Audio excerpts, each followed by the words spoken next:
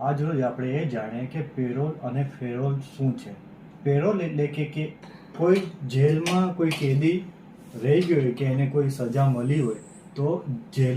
Jailer main છે, જેવી Lajpore jail છે એનો મેન જેલર છે, એને એમ લાગે કે આનો વ્યવહાર બધા કેદી સાથે સારો છે, સારી રીતે વાતચીત કરે છે, કોઈ કામ ત્યાં કરે છે. હમણાં હીરાનું કંઈ ખોયલું છે લાજપોરમાં, તો હીરા ઘસે છે કે ટેબલ ખુરશી બનાવે છે કે ભજીયા બનાવે છે, એવો કોઈ એનો વ્યવહાર સારો છે કે કોઈને હાનિ કરી નહીં શકતો, તો જેલ પ્રશાસનને લાગે કે આનો વ્યવહાર સારો છે અને સમાજમાં એ ફરીથી પુનઃસ્થાપન પોતાનું સમાજની અંદર ફરીથી જઈને સારી રીતે રહી શકે, તો જેલ પ્રશાસનને એવું લાગે ત્યારે એ પેરોલ જેલ પ્રશાસનને કેદીને આપી શકે. એટલે એ ડાયરેક્ટ જેલર સરકારને કહે કે ભાઈ આ વ્યક્તિને આપણે પેરોલ આપવા જેવી છે, આનો વ્યવહાર સારો છે, આ પુનઃવાસ કરી શકે, ફરીથી સમાજમાં જે સારું જીવન જીવી શકે, એટલે પેરોલ આપવામાં આવે. પણ જ્યારે એમ જેલરને લાગે ત્યારે સરકાર બી અમે હસ્તક્ષેપ કરે, અને જો ન્યાયાધીશને એમાં વચ્ચે રાખવાનું હોય તો ન્યાયાધીશની વિવેક બુદ્ધિ પ્રમાણે બી એને કેટલા દિવસનું પેરોલ આપવામાં આવે છે, કે એને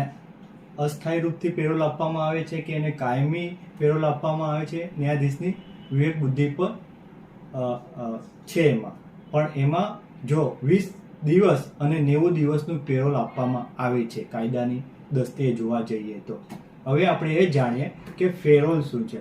ફેરોલ એટલે કે એવું કોઈ જામીન કે જે ન્યાયાધીશ જ આપી શકે. એમાં સરકાર જે જેલર હોય, જે જેલમાં કેદી જે સજા કાપતો હોય, એમાં જો જેલરને એમ લાગે કે આ ફેરોલની માંગણી કરે છે, તો ન્યાયાધીશની વિવેક બુદ્ધિ પર આધારિત રાખીને એને બી આપણે એને ફેરોલ આપી શકીએ. એ 14 દિવસ લગી આપણે એને આપી શકીએ. ફેરોલ એટલે કે એવું કોઈ જામીન તો કહેવાય નહીં, પણ આપણે ઘરમાં કોઈ એવો પ્રસંગ બન્યો હોય, લગ્ન પ્રસંગ કે બીમારી કે કોઈનું મૃત્યુ થયું હોય, તો ત્યારે ફેરોલની માંગણી કરીને એ 14 દિવસ માટે એ બહાર જઈ શકે, સમાજમાં જઈને એના કુટુંબીજનોને મળી શકે. એ ન્યાયાધીશની વિવેક બુદ્ધિ પર છે કે 14 દિવસ તો મેક્સિમમ મળે, પણ ન્યાયાધીશની વિવેક બુદ્ધિ પર છે કે એને કેટલા દિવસનું આપવામાં આવે છે. ફેરોલ એટલે કે આપણે અમુક વખત પિક્ચરમાં જોયેલું હોય કે પોલીસ કસ્ટડી સાથે એને મોકલવામાં આવે, એટલે કે પોલીસવાળાને એવી ભીતિ હોય ને કોર્ટને બી એવી ભીતિ હોય કે ભાગી જશે કે ચાલ્યો જશે, એટલે કસ્ટડી એટલે પોલીસવાળો એની સાથે મોકલે અને 2 દિવસ 3 દિવસ કે 14 દિવસની આપી હોય તો એને પાછળ લઈ જઈ શકે જેલ પ્રશાસનમાં. એટલે જેલમાં જે કેદી છે, એટલે જેલમાં જે કારાવાસ નીકળતા હોય, એટલે જે